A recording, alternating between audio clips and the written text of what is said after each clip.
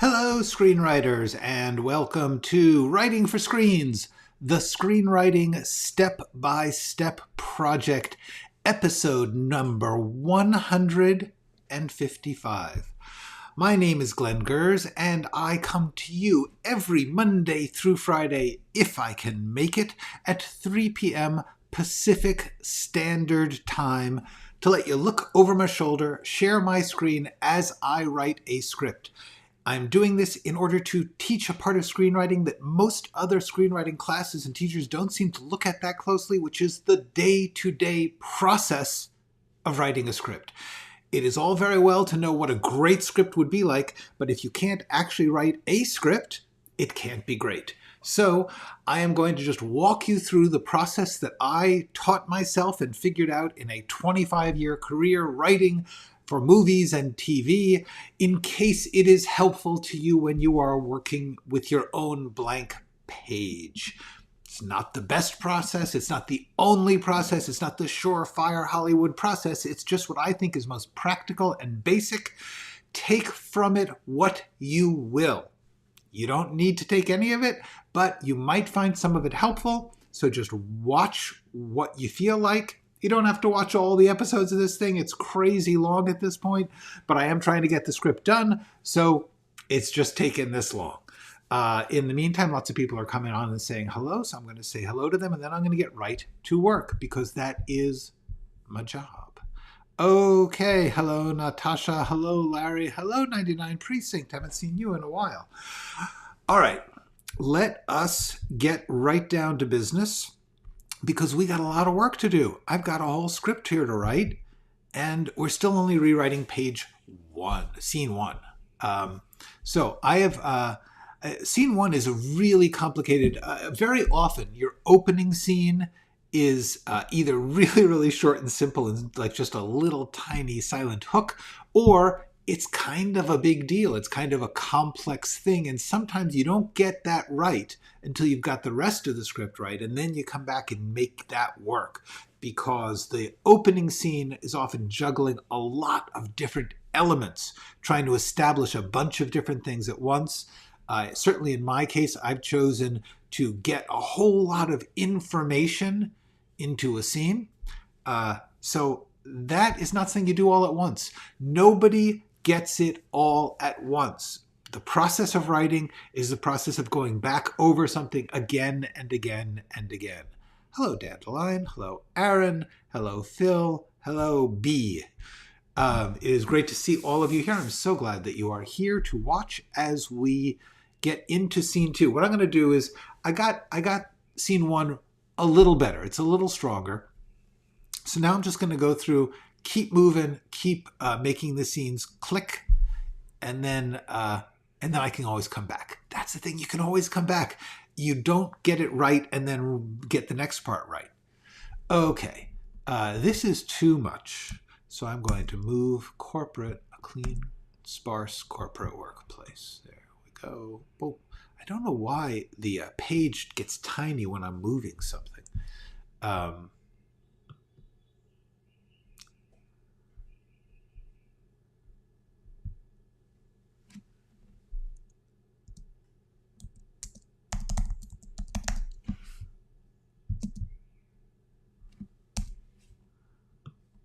We don't need glass and metal. I don't know if it will be glass and metal. Not really my decision. The design. First of all, they're probably not going to build this. They don't usually build the locations unless it's a big budget, especially if it's something like an office. They could just go to an office and film. So the odds are they're just going to find an office, and they're going to find one they like. And so describing it is kind of a waste of time.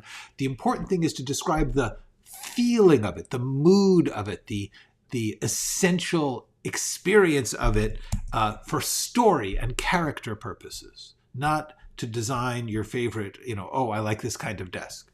All right.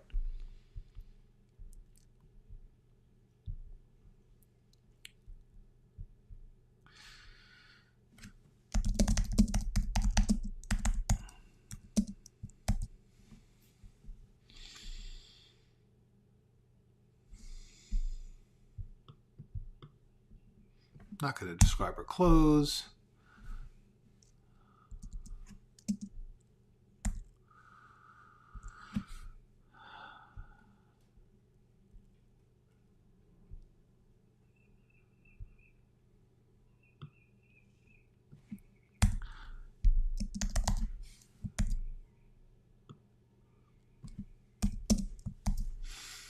All right, now, here's the question that I have for myself. You don't have to answer this. I'm just explaining what I'm thinking as I do this. Hello, Maranto Toso. I've got, I'm establishing a character. The main character, one of the two main characters of this story, or three main characters, really, because the killer's also one. And so I'm trying to picture, the important thing is to suggest that she's something of a boss in this area, but not a big boss. So I don't want her to have her own office, because the next scene someone is going to say, you're going to get your own office when you get this promotion. So she can't have her own office here. So the question is,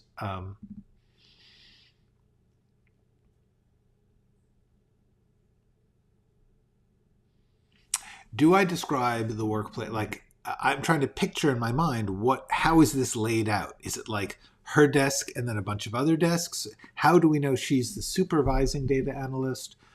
Because there would be some hierarchical layout.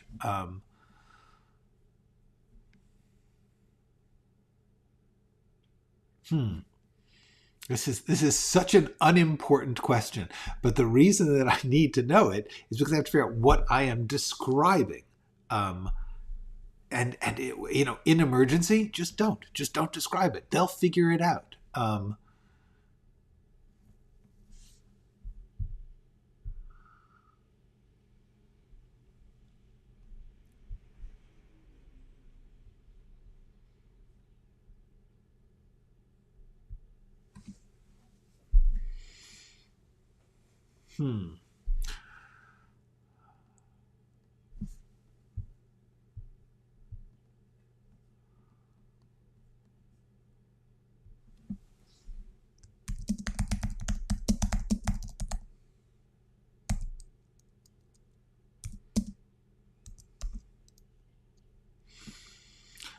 Data analyst. So.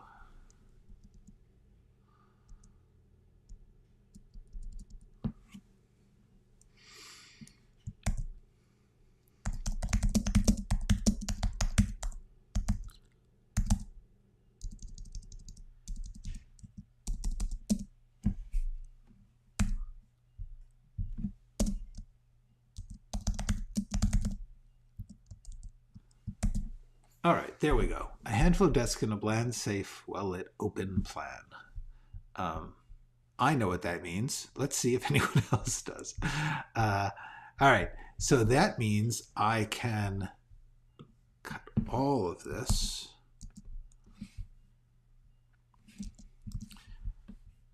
out. I'm actually moving it. Shuts down for the day. Shuts down.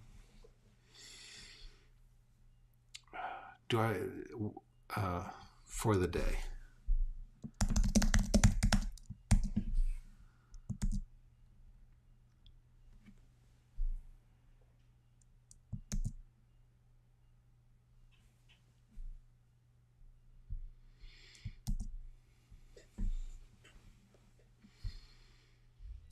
Hey, Gene. Good to see you here. I am consolidating and simplifying, making this scene work. The main thing is to just get, the point of this is that Madeline has a routine. That she has a simple, safe routine. Yes, I agree. But what I have also learned is that a good read in a script is different. No, actually not at all. I actually heartily endorse this. You should all think about this. Making it a good read, since I don't expect what I write to get made. That's right. You are writing a script. You are writing a script, and all you have control over is the script. So you want to make it a good script, and a good script is a good read. The question here is, what's a good read? In this case, a good read is something that moves us into the story very fast, because we're still in the early pages of the script, and the most important thing is to hook the people into the characters and the narrative, not to over-describe. In this case, if there's different people who would say, oh no, you want to give all the flavor, but I basically believe that the most important thing, especially at the beginning of a script, is really hooking people in with the story, the characters and their situation. And her situation starts in the next scene. This is just telling us a little bit about who she is. It is true that the industry standard is the belief that 1 page of a script equals 1 minute in the filming. In reality, it's not true. In reality, it depends on what's on the page and what it takes to film it. But the industry understands that as the industry sees it, all scripts are 1 page equals 1 minute. So yes, if you're writing a 2-hour script, it should be 120 minutes, or actually around 110. Okay.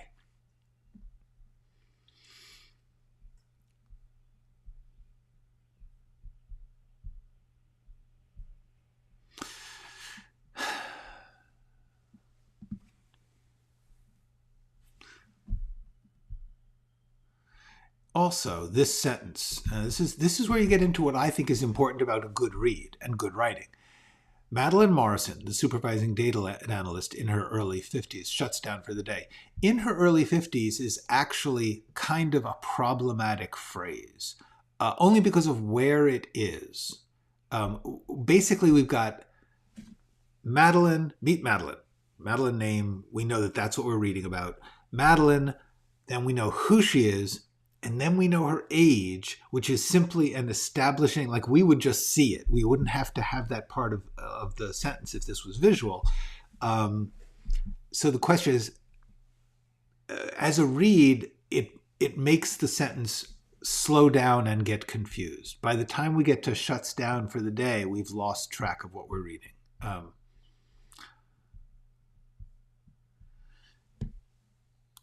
A supervising in her early 50s. There we go. See, that solves the problem because it's not bump, bump, bump, bump. It's bump, ba-ba-ba, bump. That is, I swear to God, important. It may not seem it, but there's a big difference between that. There we go. See, now this is Madeline Morrison, a supervising data analyst in her early 50s, shuts down for the day. That's comprehensible. I know what I'm reading. By putting in her early 50s separately or in parentheses is going to it muddies the water. Okay.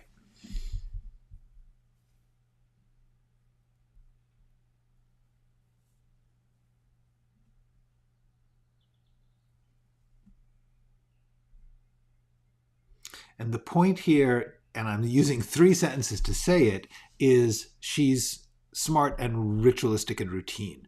I'm a little concerned about this sentence because it suggests that she's super efficient as opposed to routine. And I kind of want to say...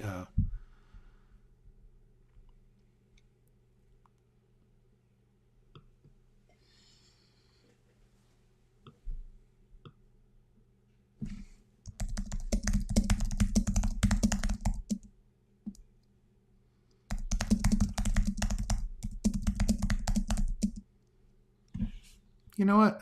She's been doing this for a long time. There we go. That actually says it better.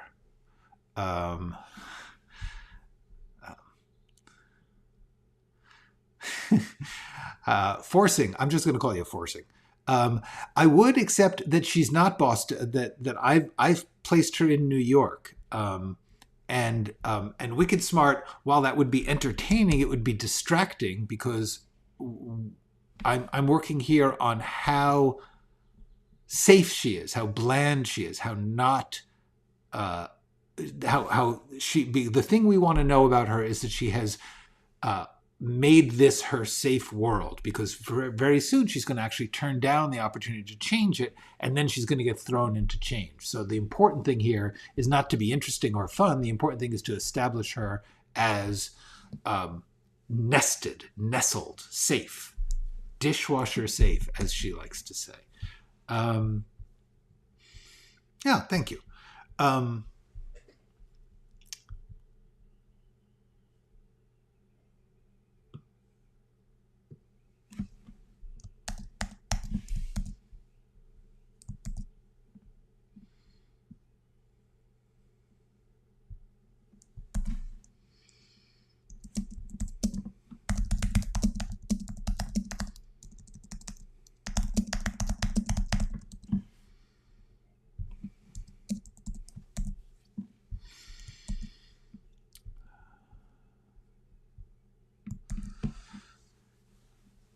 okay, so now this reads pretty well. The thing that we get is Madeline is in her safe space, and then there she goes. She's already heading for the door. See you tomorrow, kids. This is where we know that she's not some hyper uh, rigid, nasty supervisor. That she's a fun. She's the nice supervisor, the den mother. So now this scene is done. It makes sense. It establishes the one thing, that this is something that I really like to try and emphasize.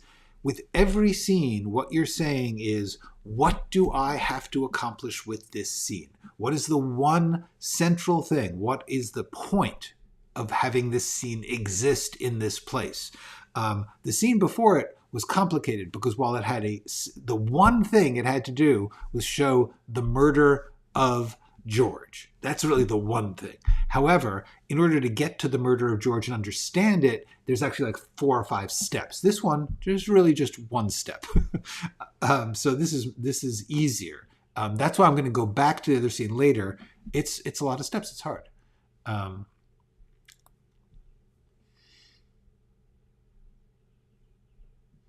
All right.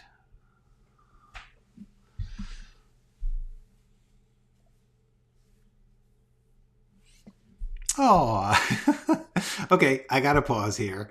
Thank you, Eugene. Disfigured is a movie I wrote and directed and produced and edited and everything. It's a real ultra low budget, no budget. Well, actually, not no budget. It was a pretty good budget.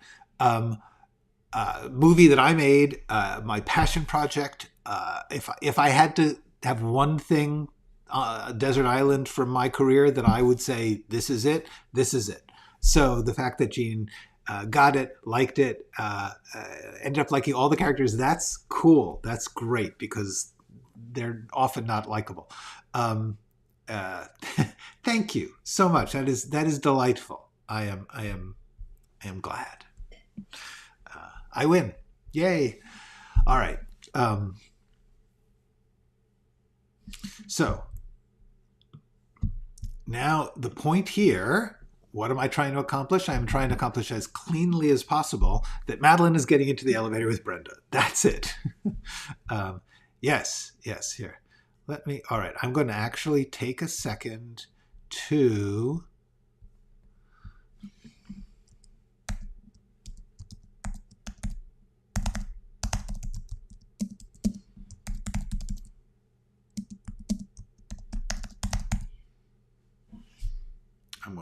I am telling you about this.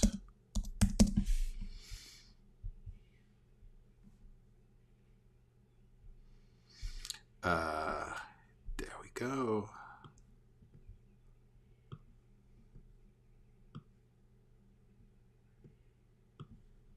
That is my movie. And I'm so glad. That's just lovely. Thank you. Okay, back to work. So again, the point here is to simply make it readable and pleasant that Madeline gets on an elevator and Brenda is there and Brenda is going to talk to her. How many sentences do you need to do? Because like the way I had it was Brenda, human resources.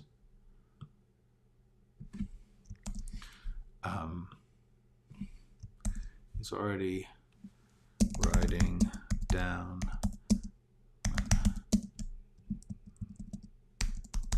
when Madeline gets on.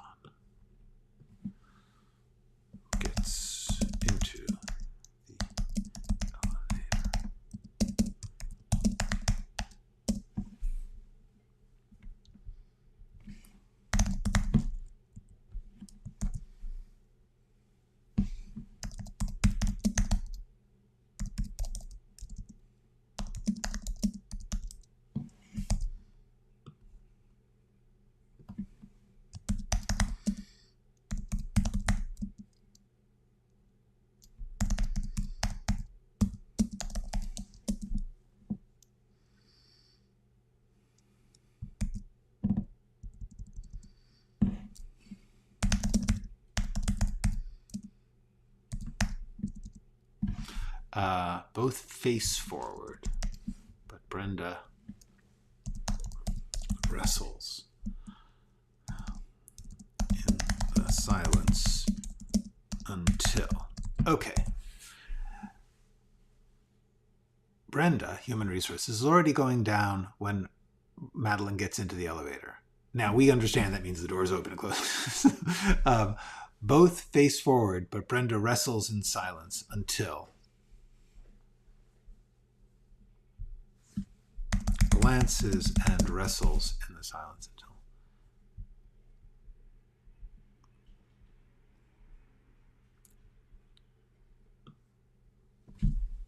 Yes. This is not parenthetical. This is now dialogue. Why does it do that? Why does it pop into the... Yes. We don't need introductions. Yes.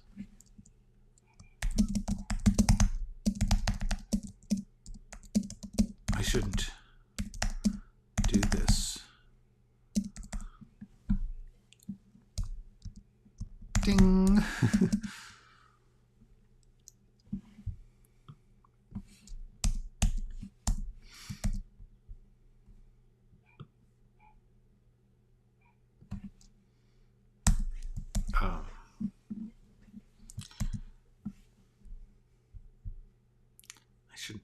I'm not supposed to. Yeah, let's move this. I'm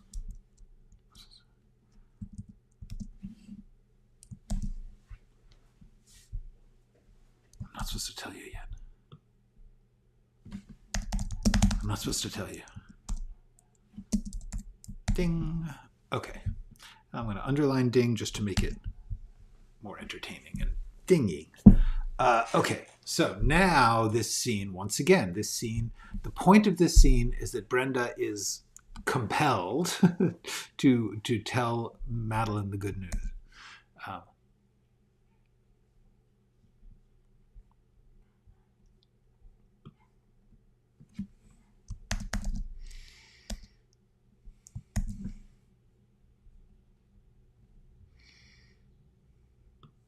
Too much. Let's get this down here. Okay, so now what I have to explain now, what I have to get the audience to see is that they're going to go out of the elevator and go into the lobby.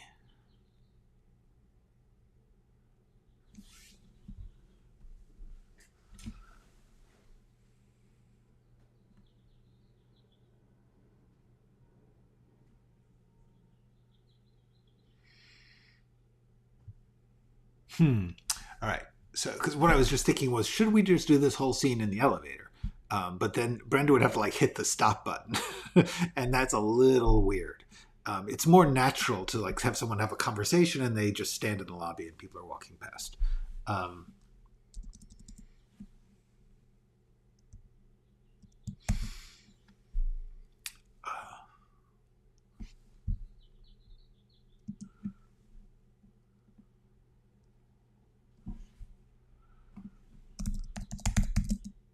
Shepherds Madeline out.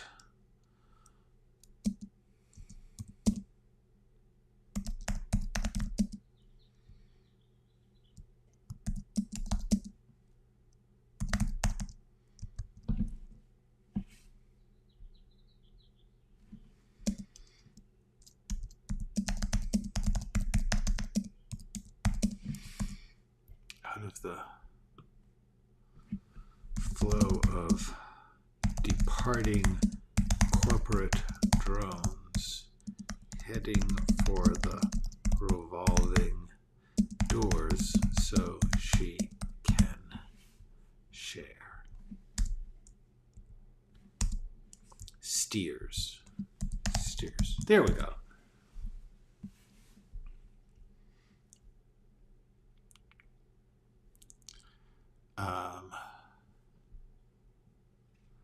Okay.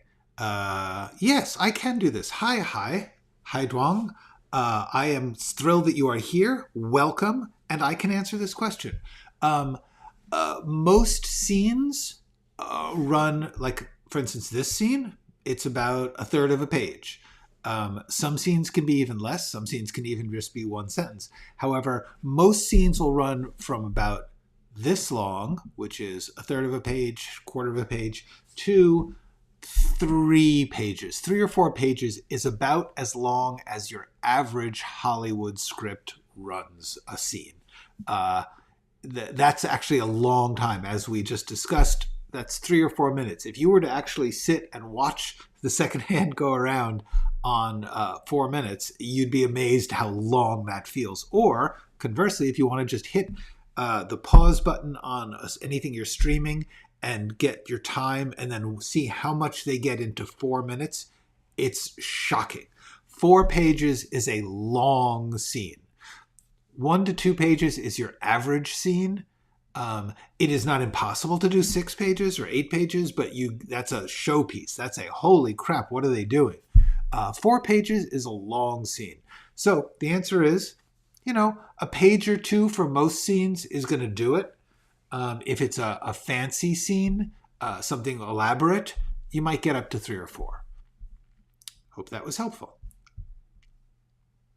And by the way, that is not the universal rule of cinema. That's the rule of commercial American filmmaking. A scene can be as long as you feel like, creatively speaking. And I actually sometimes like a good, dazzlingly long, intricate scene. However, the American film industry tends to like shorter scenes. They like to keep things moving, and for good reason.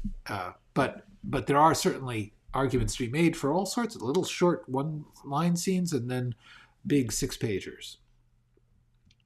I hope that was helpful. Please let me know if it was. Okay.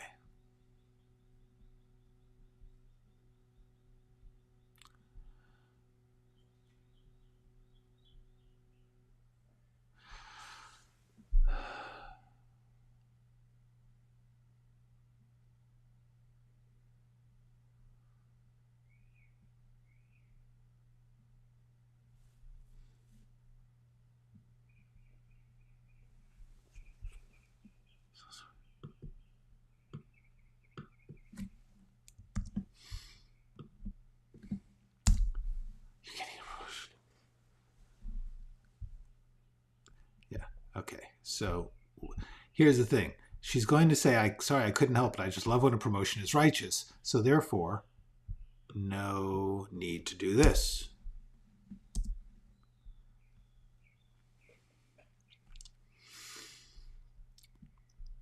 You're welcome. I love when I actually know the answer.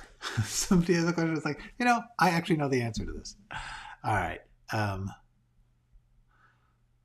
4% raise, not bump, annually, it's too that's too bro-ish. Raise plus your own office, plus your own office with a door that you can close. You can close. I mean, if I was playing Brenda, I would think that Brenda is partly just excited because it seems like this is like a big deal. Maybe something Brenda herself wants.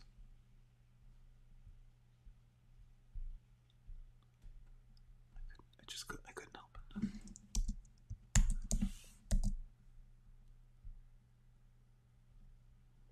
I just love when a promotion is righteous. Worked 24 years, worked your way up. First woman in your job.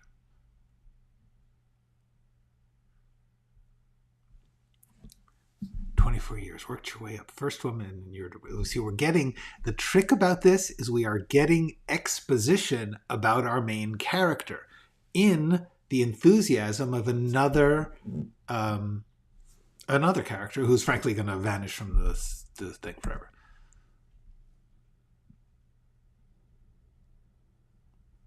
And you don't have a single complaint against you. This is... time's up. Yeah, I think that's it. So you don't have a single complaint against you. It's a little weird.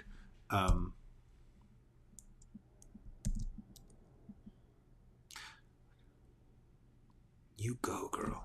You go, girl. That's good. It's a little dated, but Brenda's a little lame. Do I have to? Do I have to take it? See, this is the thing. I was sort of thinking, do I have to? What do you mean? Could I say no? Yeah, I like, do I have to? Why would you want to say no? Okay.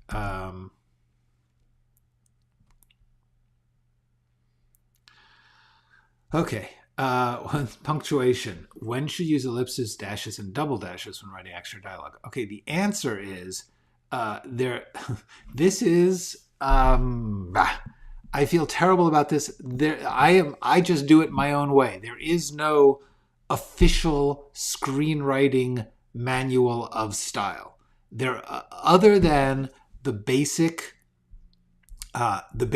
units of format, other than having to put the character name and the dialogue indented and the scene lines like this, there are no rules. I like what people are calling a double dash. I call that a dash. I like to do two because if you do one, it suggests a hyphen. She can. See, to me, that's just not visually saying dash. So I do two because it says separation, break. A dash indicates something being cut off or interrupted, something broken off. That's what a dash indicates. An ellipsis that Dandelion mentioned is 3 dots. That suggests something drifting off or failing to be finished, which is a way of cutting something off, but not cutting abruptly. It's not interrupting. It is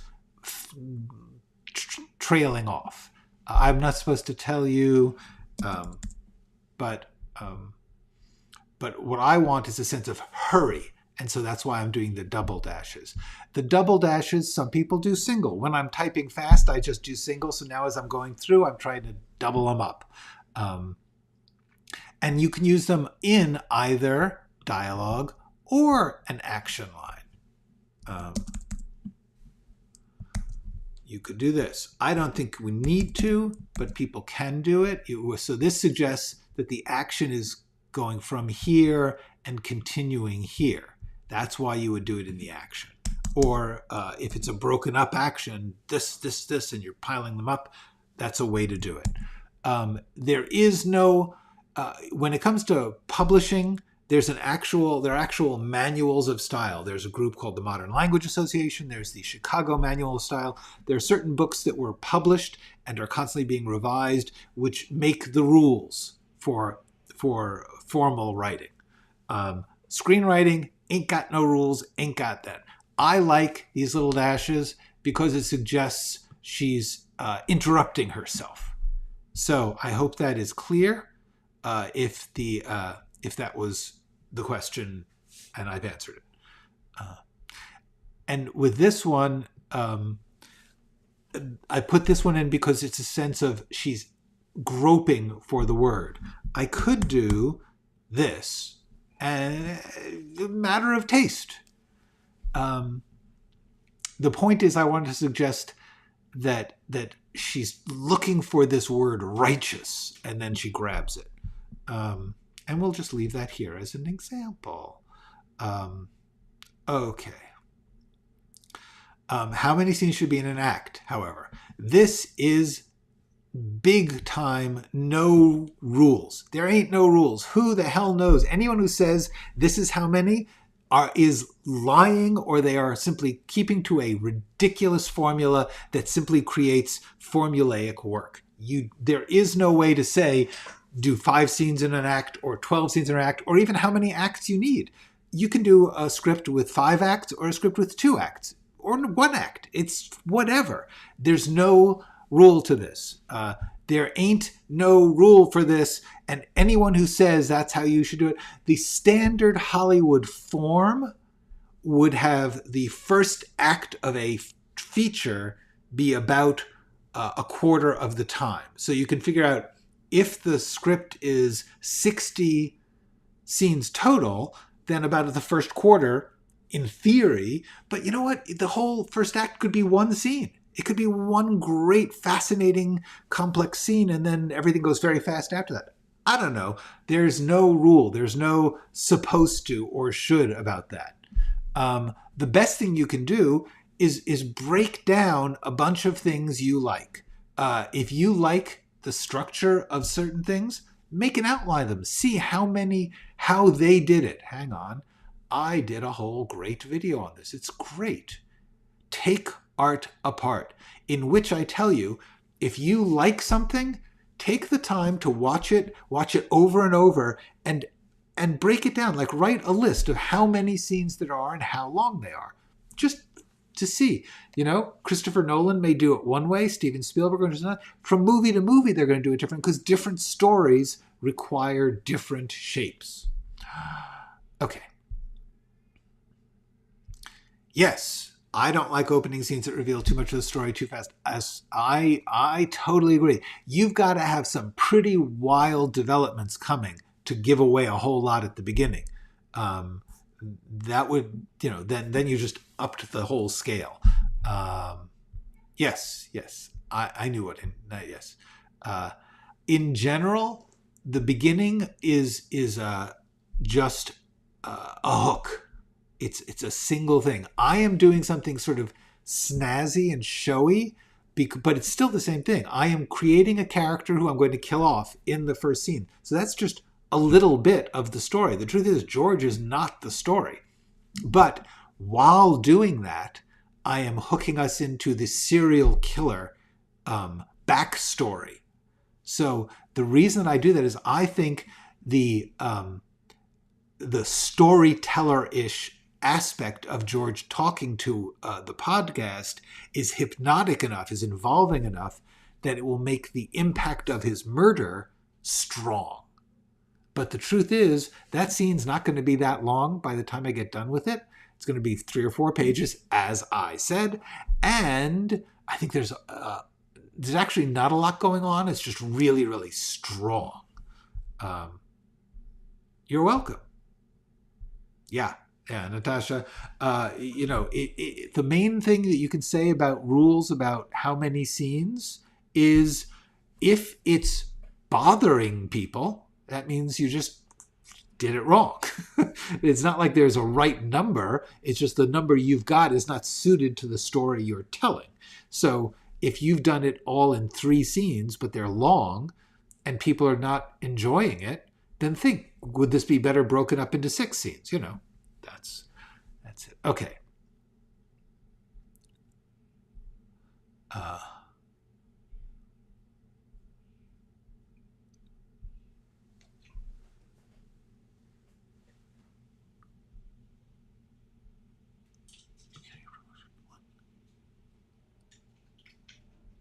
Do I want a beat here?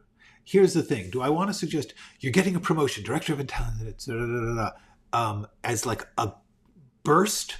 Or is it you're getting a promotion? What? Director of analysis. I'm sorry? Yeah. I think that's it. I think we need Madeline to speak there.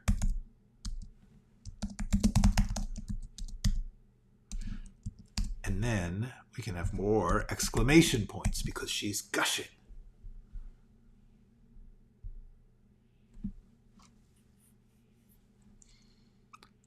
With a door that you can close.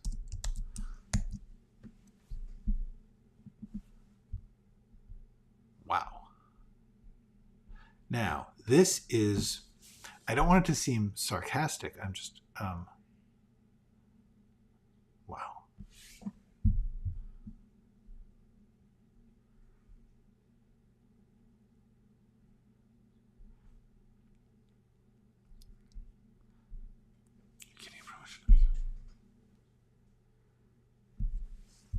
You know what? You know what's wrong? Wow.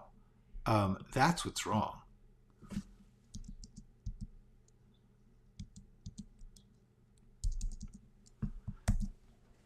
See, now this whole thing is this gush.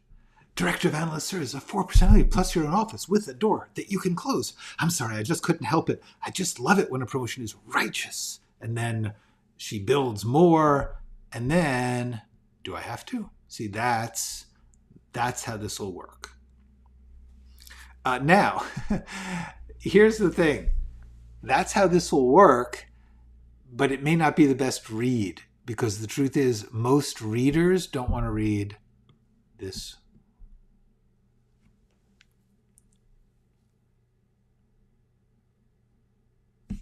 Yeah, I think it's okay.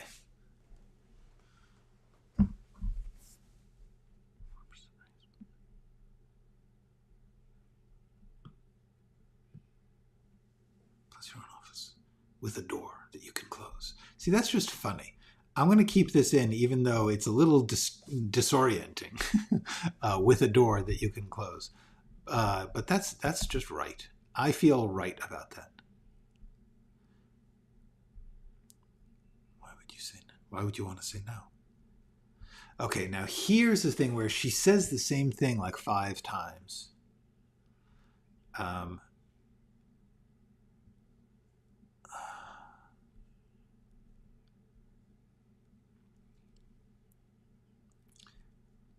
See, she's going to get it. I like what I do all day. So she doesn't need to say, I like where I am up here.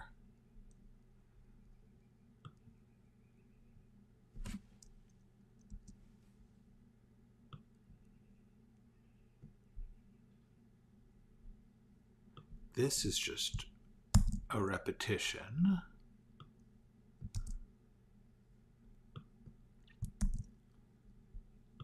So we're going to move it down here.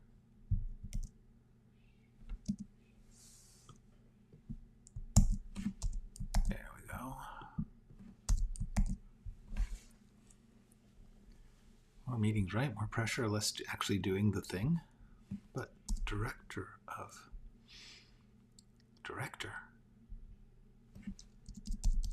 with a door. With a door.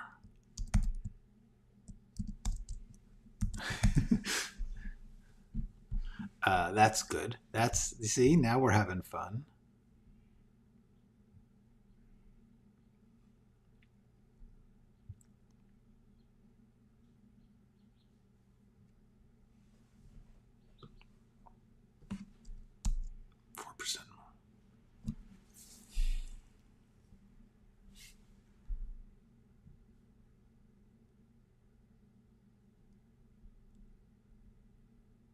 All right.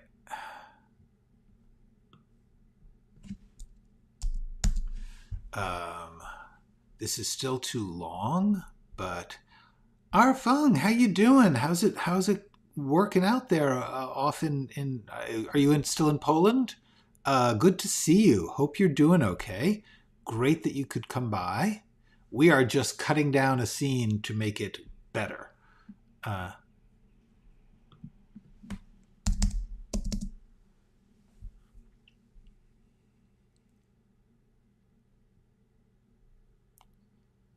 See, here she says, are you all right? And then she says, is that okay?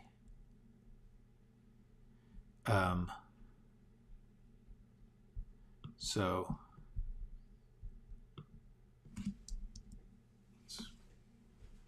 more money and a door. Director and a door. Maybe director? Move the door joke down here. And a door. There we go. You sure?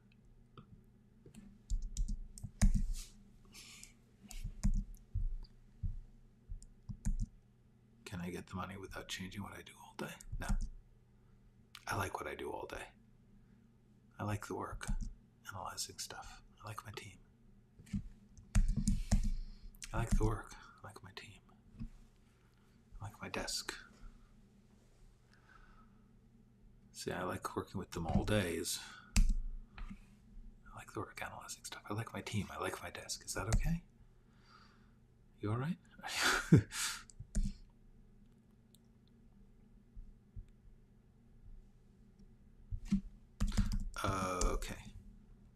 Oh, okay, cool. Our phone moves around. Um, screenwriting in Spain. Okay, just just to talk about how amazing my audience is. I've got people here who write in their second language. I've got someone who is apparently taking a screenwriting class in a second language, a third language, because he's writing to me in English, but he's taking a class in Spain, and he's from Hong Kong. I can't remember where you're from, but I know it's China. Um, my mind is blown. I can barely operate in English. uh, okay, let's move the you can't. Um,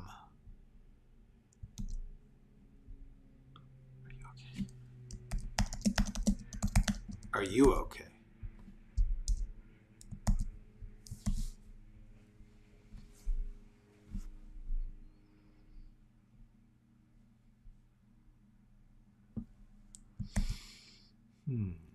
All right. Okay, I believe that this is the.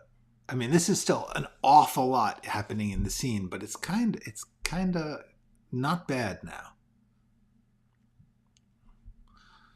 This is a question. Do I need want to? Why would you say no? Or why would you want to say? What do you mean?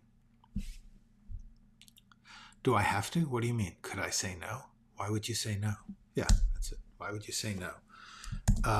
It's very important to say these things out loud. The actors will not say it the way you think, but it's really okay. My classes are in English, but they're in Spain. Cool, nice.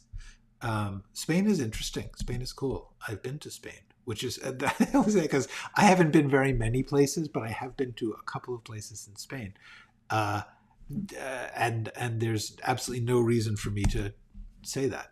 I'm just saying shit. Okay. Um,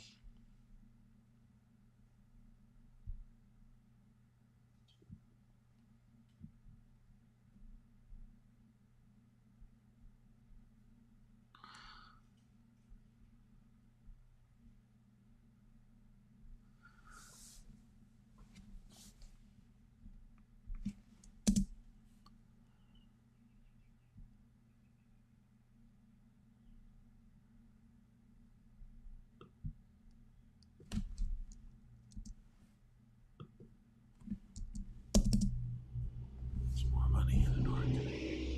It's more money and a door. That's better.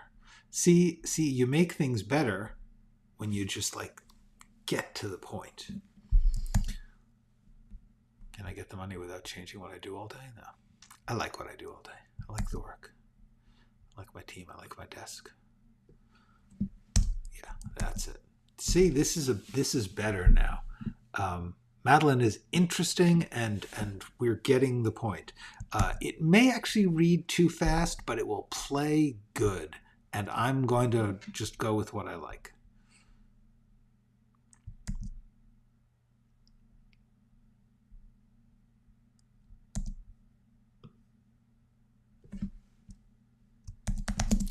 She frowns.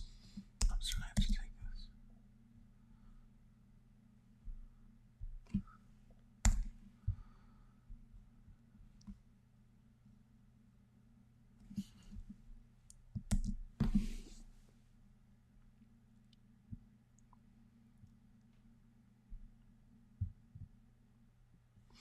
Do we need it's the police? Sorry. Either, I'm sorry.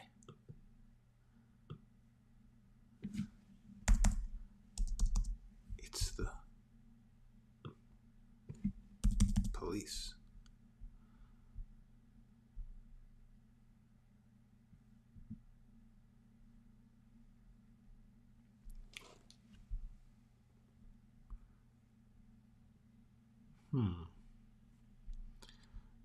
Yes, I often read them out loud.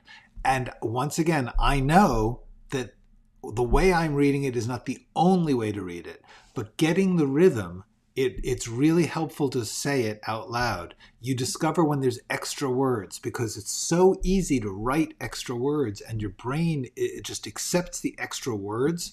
But when you say it out loud, like with this, I'm sorry I have to take this. I'm sorry I have to take this. It's the police. Actually, that might be right. I'm sorry I have to take this. It's the police. Yeah. Yeah, actually, it's actually just the question is not right. It's the police.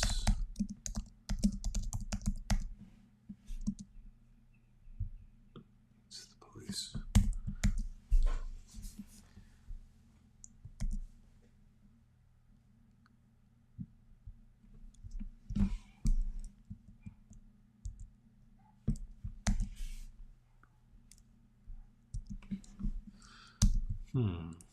Okay.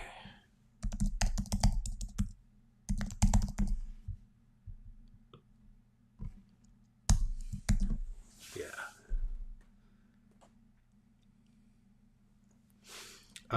Why did I put an ellipsis in here? I'll tell you. Because I wanted to imply that it takes a beat to get the shock. I mean, truthfully, oh my God, we'll do it.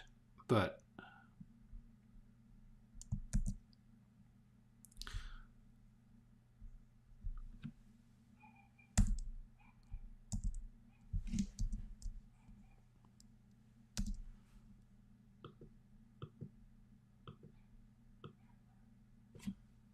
how? When? How?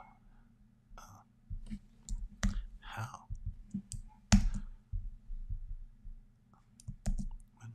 How? There we go.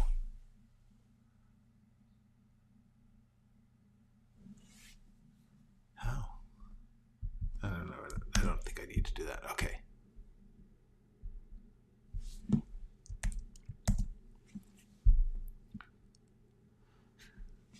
Yeah, this is pretty good. We're getting someplace. I've cut a page, and this scene is playing out better. Not quite done with it yet, but I am almost through the hour, so I think I'm going to stop here. Because man, we rocked through a good scene now. In case you hadn't noticed, that was good. That was nice stuff.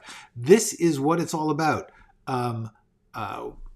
Good writing, making a scene better, making it play, making it precise, giving just knowing what it's about and getting right to it, not getting every little flourish in there.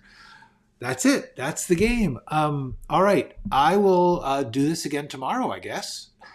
Why not? We got to get through it. So until then, I hope you all go write something.